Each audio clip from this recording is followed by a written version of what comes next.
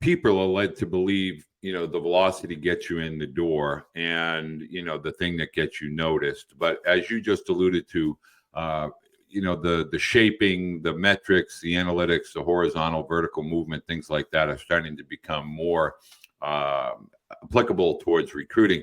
Talk a little bit about that in today's student athlete landscape with regard to your former experience as a college coach at Ohio State, now, at the big league level, and you get to see, the difference between being successful and maybe what we call unsuccessful, is a fraction of an inch, whether it's to the inside, the outside. But talk about that pitchability and the need to be able to not only locate, but to have multiple pitches over and above just velocity on your fastball.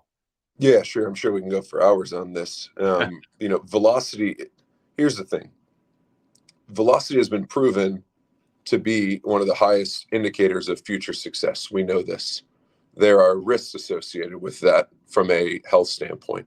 At the same time, the game is not called throw it really hard.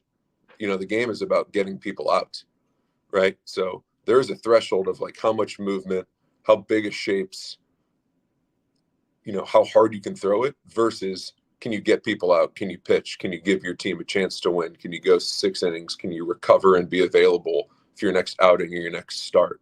So without going into the weeds too much, like, yes, velocity buys you opportunities. It gives hitters less time and less space.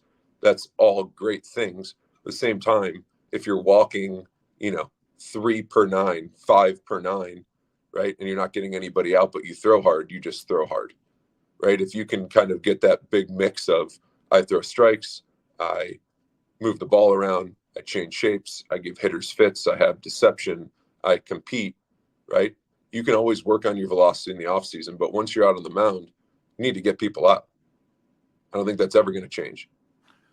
One of the things that we talk about